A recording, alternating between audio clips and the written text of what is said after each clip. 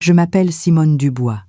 J'ai 62 ans, et ce dimanche de mars fut le jour où j'ai enfin compris ce que signifiait vraiment le silence. Le silence d'une mère qui ravale ses larmes pendant des années, le silence qui accompagne chaque sacrifice qu'on ne voit jamais, mais aussi le silence qui précède le moment où on décide de ne plus se taire. C'était l'heure du déjeuner dominical chez ma fille Amélie et son mari Thomas. Leur appartement de Lyon, dans le 3e arrondissement, celui avec la vue sur le Rhône. Vous savez, ce type d'appartement dont on rêve toute sa vie. Madame Lefebvre, ma belle-fille, pardon, la mère de Thomas, était assise en face de moi. Elle portait ce tailleur Chanel qu'elle ne manquait jamais de mentionner. J'avais préparé mon coq au vin, celui que je faisais depuis 30 ans. Celui qu'Amélie adorait quand elle était petite et qu'on vivait dans notre 2 pièces à Villeurbanne. Thomas versait le vin, un Châteauneuf du Pape 2015. De la cave de maman, avait-il précisé. Bien sûr. Madame Lefebvre souriait, ce sourire poli, mais distant qu'elle arborait toujours avec moi. Puis Amélie a dit ces mots qui sont restés suspendus dans l'air comme du verre brisé. Maman Monique sait vraiment recevoir, maman. Tu devrais voir comment elle organise les dîners. Tout est toujours parfait. Pas comme. Enfin, tu vois ce que je veux dire. Madame Lefebvre a ri doucement, pas un rire méchant. Juste ce petit rire de quelqu'un qui sait qu'elle vient de gagner quelque chose. J'ai posé ma fourchette. Doucement. Mes mains tremblaient, mais je ne voulais pas qu'il le voie. Thomas regardait son assiette. Amélie continuait de manger comme si elle venait de commenter la météo. J'ai regardé cet appartement, ces 3 pièces lumineuses, ce parquet en chêne massif, cette cuisine équipée avec des appareils dont je ne connaissais même pas l'existence. Et j'ai pensé à quelque chose qu'Amélie avait oublié, ou plutôt quelque chose qu'elle n'avait jamais su. Permettez-moi de revenir en arrière, pas très loin, juste 3 ans. Amélie avait 29 ans et venait de se fiancer avec Thomas. Il cherchait un appartement. Maman, m'avait-elle dit au téléphone, la voix pleine d'excitation, on a trouvé LE appartement, celui dont on rêvait. Mais il nous manque 15 000 € pour l'apport. 15 000 €. C'était exactement le montant de l'assurance vie que m'avait laissé ma mère. Mon seul filet de sécurité. Ma seule garantie pour mes vieux jours, comme on dit. J'avais 60 ans à l'époque. J'enseignais encore le français au collège, mais la retraite approchait. Ces 15 000 €, c'était ma tranquillité d'esprit. Maman Monique va nous aider, avait ajouté Amélie. Mais ses parents donnent 10 000. Il nous en manque encore 15. J'avais regardé mon livret A. 3 200 €. Mes économies après une vie de travail. J'avais regardé mon studio. 42 mètres carrés à Villeurbanne. Le même depuis qu'Amélie avait quitté la maison. Le même depuis que son père nous avait quittés quand elle avait 5 ans. Quand on est mère célibataire, professeur au collège, on ne roule pas sur l'or. On fait des choix, toujours des choix. Des vacances ou un nouvel ordinateur pour l'université de sa fille. Des vêtements neufs pour soi ou les cours particuliers de piano qu'elle voulait tant. J'avais choisi, toujours choisi elle. Alors ce soir-là, dans mon petit studio, j'avais pris ma décision. J'avais contacté la banque. Clôturé l'assurance vie de maman. 15 000 €. Je les avais virés sur le compte d'Amélie 3 jours plus tard. « Maman, tu es sûre ?» m'avait-elle demandé au téléphone. « Certaine, ma chérie. C'est pour ton bonheur. Comment je te rembourse ? On verra plus tard. L'important, c'est que tu aies ton appartement. » Plus tard n'était jamais venu. Les années avaient passé. Amélie ne m'en avait plus reparlé. J'avais supposé qu'elle avait oublié. Ou peut-être qu'elle pensait que c'était un cadeau. Je n'avais rien dit. Parce que c'est ce que font les mères, n'est-ce pas ? On donne sans attendre de retour. Mais là, assise à leur table, écoutant ma fille me comparer défavorablement à une femme qui n'avait jamais eu à choisir entre manger et habiller sa fille, quelque chose s'est brisé en moi. Maman Monique a même offert de payer le traiteur pour notre anniversaire de mariage, continuait Amélie. C'est tellement généreux. Elle sait vraiment ce que c'est qu'aider sa famille. Madame Lefebvre acquiesçait modestement. Oh, ce n'est rien, ma chérie. Quand on peut aider ses enfants, c'est normal. Normal. Ce mot résonnait dans ma tête. Normal. Qu'est-ce qui était normal ? J'ai repensé à tous ces dimanches soirs où je corrigeais des copies jusqu'à minuit parce que je devais aussi faire des heures supplémentaires de soutien scolaire pour payer les frais de cantine d'Amélie. Ces étés où je restais à Lyon pendant qu'elle partait en colonie parce que je ne pouvais pas me permettre 2 billets de train. Ces Noëls où j'achetais tous ces cadeaux en solde en janvier de l'année précédente et les cachais dans mon armoire toute l'année. Elle nous aide vraiment beaucoup, a ajouté Thomas. Pas comme certaines personnes qui...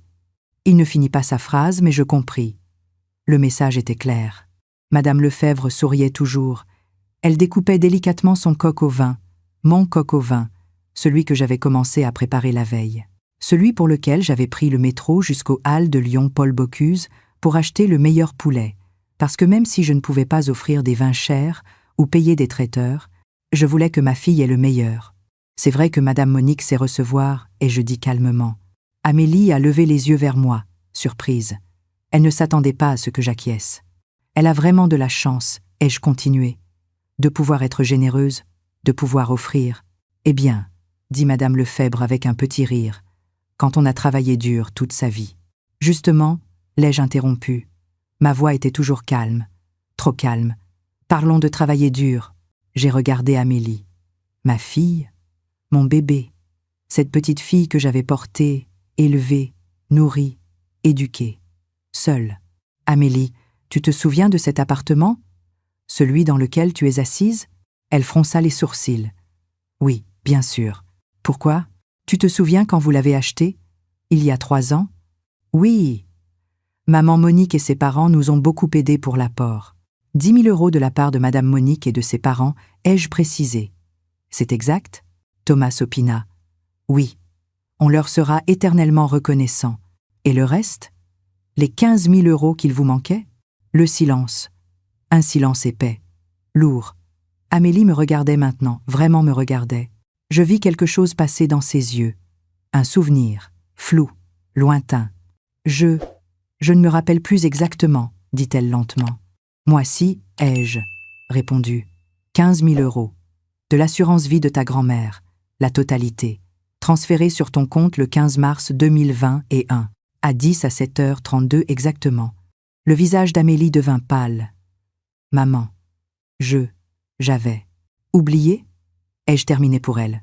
Je sais, c'est normal d'oublier. Surtout quand Madame Monique organise des dîners si parfaits, Madame Lefebvre ne souriait plus.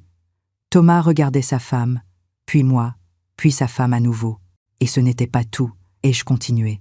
J'avais commencé, je ne pouvais plus m'arrêter.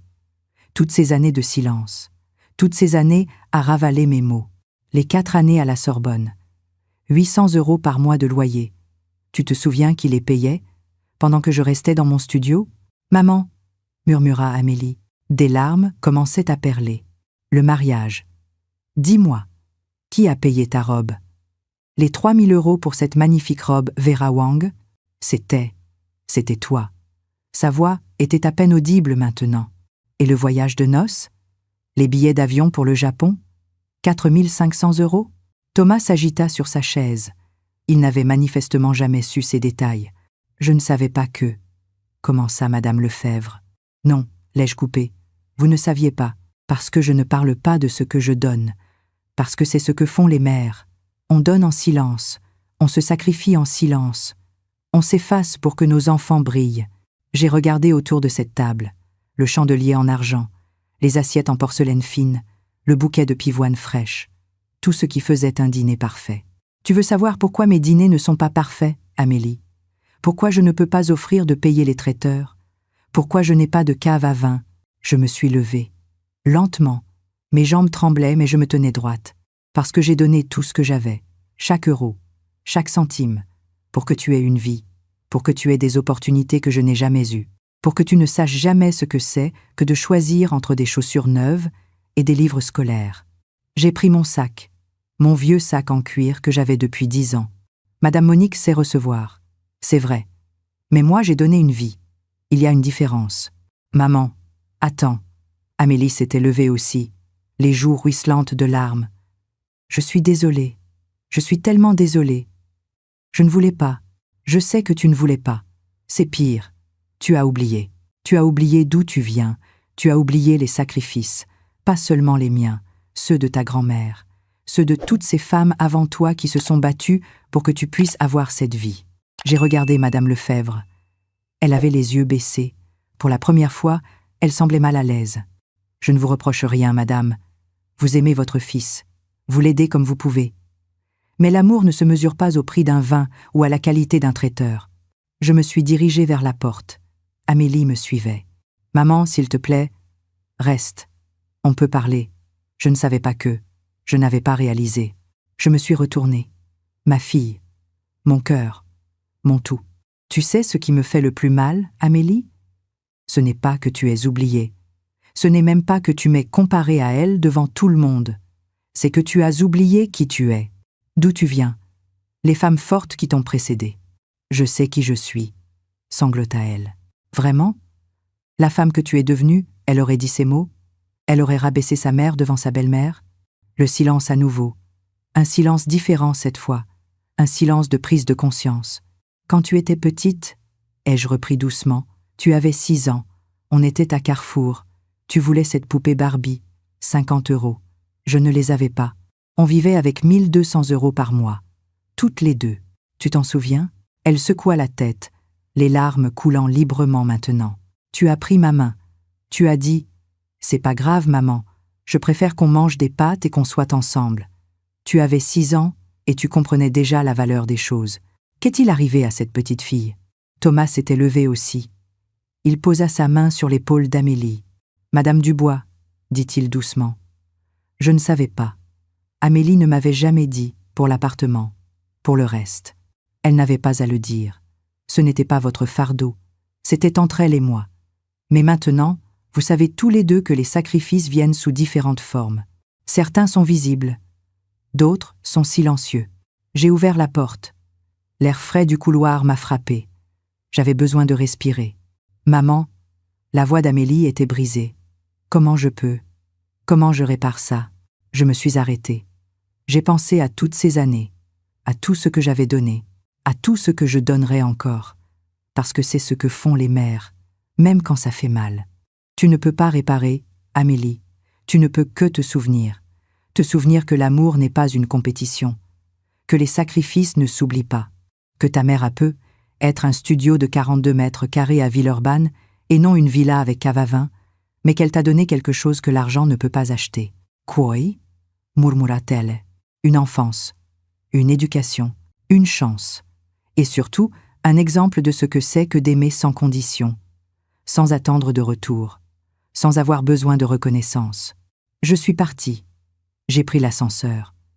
Dehors, le soleil de mars brillait sur le Rhône. J'ai marché jusqu'au quai. Je me suis assise sur un banc. Mon téléphone a vibré. Encore, des messages d'Amélie. Je ne les ai pas lus tout de suite. J'avais besoin de ce moment de silence. Mais cette fois, c'était un silence différent. Ce n'était plus le silence du sacrifice. C'était le silence de la dignité retrouvée. 3 heures plus tard, je suis rentrée dans mon studio. Mon petit studio avec sa kitchenette et son canapé, lit. Je me suis fait un thé. J'ai regardé par la fenêtre et j'ai souri parce que j'avais compris quelque chose. Madame Lefebvre pouvait avoir son Chanel, ses vins fins, ses dîners parfaits, mais elle ne pourrait jamais avoir ce que j'avais. L'expérience de la lutte, la force qui vient du sacrifice, la fierté de savoir qu'on a construit quelque chose avec ses propres mains, même quand on n'avait rien. Le lendemain matin, on sonna à ma porte. C'était Amélie, seule. Ses yeux étaient rouges et gonflés. Elle tenait quelque chose dans ses mains, une enveloppe. « Je ne peux pas te rendre les années, dit-elle, la voix tremblante. Je ne peux pas effacer ce que j'ai dit, mais je peux commencer par ça. » Elle m'a tendu l'enveloppe. À l'intérieur, un chèque, 15 000 €. Non, ai-je dit doucement. Garde-le. Maman, je ne te l'ai jamais donné pour que tu me le rendes. Je te l'ai donné par amour. Mais tu dois apprendre quelque chose, ma chérie. L'argent est facile. C'est le respect qui est difficile. C'est la reconnaissance qui a de la valeur. C'est ce souvenir qui compte. Elle s'est effondrée dans mes bras. Ma grande fille de 32 ans, pleurant comme quand elle avait 5 ans et que son père était parti. Je suis désolée, maman. Je suis tellement désolée. J'ai été horrible. J'ai oublié tout. Chut, ai-je murmuré en caressant ses cheveux. Maintenant tu te souviens. C'est l'important. Maman Monique est partie ce matin. Elle a dit qu'elle avait besoin de réfléchir. Thomas est. Il est furieux contre moi. Il dit qu'il ne savait pas que j'étais ce genre de personne. Tu n'es pas ce genre de personne. Tu as juste oublié qui tu étais. Ça arrive. La vie devient confortable. On oublie d'où on vient. Comment tu fais? Comment tu me pardonnes si facilement? J'ai souri. Un vrai sourire cette fois. Parce que je suis ta mère. C'est ce qu'on fait. On pardonne. On aime. Même quand ça fait mal. Surtout quand ça fait mal. Nous sommes restés là, dans mon petit studio, pendant des heures. Amélie a regardé autour d'elle. Vraiment regardé. Comme si elle le voyait pour la première fois. « C'est si petit », murmura-t-elle. « Tu vis ici depuis combien de temps ?»« Quinze, 11. Depuis que tu es parti pour l'université. Pourquoi tu n'as jamais déménagé? Trouvé quelque chose de plus grand ?» J'ai haussé les épaules, parce que tout mon argent allait ailleurs, vers toi, vers ton avenir, et je ne le regrette pas, Amélie, jamais. Mais je voulais que tu le saches, que tu te souviennes. Elle a regardé mes mains, ces mains qui avaient travaillé pendant 40 ans, ces mains qui l'avaient nourrie, habillée, soignée. « Je vais changer », dit-elle avec détermination. « Je ne serai plus jamais cette personne. Tu n'as pas à changer qui tu es, juste te souvenir d'où tu viens. C'est tout ce que je demande. » Les semaines qui suivirent furent différentes. Amélie venait me voir, pas par obligation, par choix. Nous parlions, vraiment parlions, de son enfance, de mes sacrifices, de ses peurs, de ses regrets. Thomas est venu s'excuser. Il m'a confié que Madame Lefebvre avait appelé, qu'elle s'était excusée aussi, qu'elle n'avait jamais voulu créer de compétition, qu'elle ne savait pas. Personne ne savait, lui ai-je dit. C'était mon choix. Le silence était mon choix. Mais le silence peut être mal interprété. Il peut ressembler à de l'indifférence, à un manque, alors qu'en réalité, c'était de l'amour. Aujourd'hui, quand je regarde en arrière vers ce dimanche de mars, je ne vois plus le dîner désastreux. Je vois le tournant. Le moment où ma fille a retrouvé ses racines. Le moment où j'ai retrouvé ma voix. Parce que le plus grand cadeau qu'on puisse faire à ses enfants n'est pas l'argent, ni les dîners parfaits, ni les vins chers. C'est de leur apprendre la valeur, la reconnaissance, la mémoire. Et parfois, pour enseigner ces leçons, il faut briser le silence. Il faut se tenir debout. Il faut dire « Voilà qui je suis. Voilà ce que j'ai fait. » Pas pour la reconnaissance, pas pour la gloire, mais pour que tu n'oublies jamais. Mon nom est Simone Dubois. J'ai 62 ans. Je vis dans un studio de 42 mètres carrés à Villeurbanne. Je n'ai pas de cave à vin. Je ne sais pas organiser des dîners parfaits, mais j'ai quelque chose de plus précieux. J'ai une fille qui se souvient, et c'est tout ce qui compte.